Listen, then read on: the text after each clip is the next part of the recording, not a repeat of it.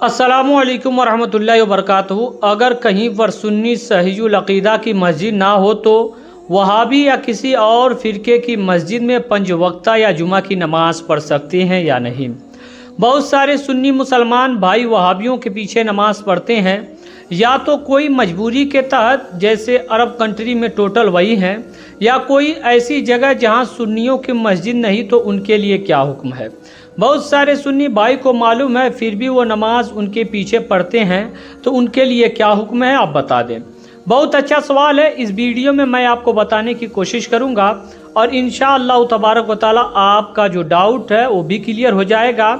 याद रहे, मैं आपसे गुजारिश ये करूंगा कि आप अपना छोटा भाई समझकर हमारे चैनल को सब्सक्राइब कर दें और इस वीडियो को किसी एक मुसलमान भाई तक शेयर कीजिएगा। अगर आपकी शेयरिंग की वजह से किसी भी मुसलमान भाई या बहन की नमाज दुरुस्त हो गई तो ये आपके हमारे बख्शिश का ज़रिया बन जाएगा। सबसे पहले तो मैं कुछ बातों को बता देता हूँ। ये सवाल तो बहुत अच्छा है, इसके मुतालिक पहले आपकी जो कन्फ्यूज़न है उसको दूर कर देता हूँ। याद रहे, मुक्तदी और इमाम का हम अक़ीदा होना बहुत ज़रूरी है। यानी जो इमाम होगा उसका अक़ीदा भी सेम होना चाहिए, जो मुक्तदी होंगे उसका अक़ीदा भी सेम होना चाहिए। अगर इमाम का अक़ीदा अलग है और मुक्तदी का अक़ीदा अलग है तो नमाज जायज़ ही नहीं होगी, यानी उन दोनों की नमाज उनके पीछे होगी ही नहीं। इमाम का मुक्तदी का अक़ीदा सेम होना चाहिए, यानी जो इमाम होगा उसका भी अक़ीदा सेम होगा और जो मुक्तदी होगा उसका भी अक़ीदा सेम होगा। अब रही बात, क्या हम पाँचों वक्त की नमाज किसी वहाबी के पीछे पढ़ सकते हैं या नहीं।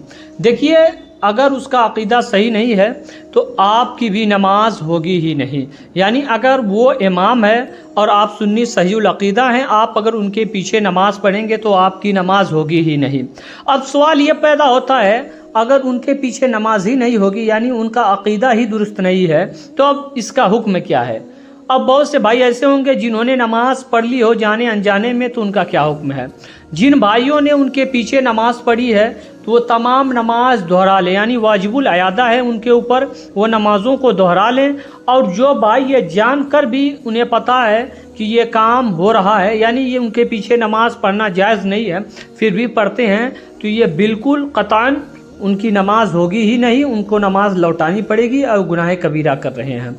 याद रहे, अगर आपने नमाज पढ़ ली है तो आप नमाज को लौटा दें, क्योंकि याद रहे अगर इमाम नमाज पढ़ा रहा हो और उसके कपड़े पे कोई गंदगी लग जाए यानी नजासत लग जाए तो मुक्तदी उसके पीछे नमाज नहीं पढ़ेगा। ज़रा सोचिए तो सही, जिसके दिल में ऐसा बुग़्ज़ हो, जिसके दिल में हुज़ूर सल्लल्लाहु अलैहि वसल्लम के ख़िलाफ़ ऐसी बातें हों, तो क्या उसके पीछे आपकी नमाज होगी या नहीं।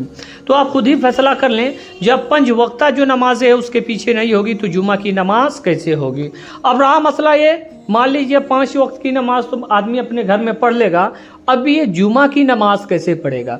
तो देखिए, आप कोशिश करें अगर सुन्नी सहीयुल अक़ीदा की मस्जिदें हों तो वहाँ जाके आप बिला झिझक नमाज अदा कर लें जुमा की। अगर आपके इलाके में सुन्नी सहीयुल अक़ीदा की मस्जिदें नहीं हैं तो आप अपने घर पर ज़ोहर की नमाज अदा कर लें, आपकी नमाज हो जाएगी, उसमें कोई कराहत नहीं है। लेकिन आप उनके पीछे नमाज ना पढ़ें। हाँ, अगर आप उनके मस्जिदों में अकेले पढ़ेंगे नमाज, यानी उनकी मस्जिद में आप अगर अकेले नमाज पढ़ते हैं तो आपकी नमाज हो जाएगी, उसमें कोई कराहत नहीं है, लेकिन उनके पीछे आपकी नमाज होगी ही नहीं। यानी उनका अक़ीदा अलग है, आपका अक़ीदा अलग है। इमाम कोई भी हो, अगर आपके अक़ीदे से उसका अक़ीदा मैच नहीं करेगा तो आपकी नमाज ही नहीं होगी। हो सकता है मेरे बताने में किसी किस्म की गलती नज़र आए तो आप मेरी इस्लाह कर सकते हैं। और हुजूर की एक हदीस है, इन्नमल अमालु बिन्नियात, अमाल का दारोमदार नियतों पर है। अगर ये वीडियो अच्छी लगी हो तो किसी मुसलमान भाई तक शेयर कीजिएगा। मिलते हैं अगली वीडियो में, तब तक के लिए अस्सलामु अलैकुम।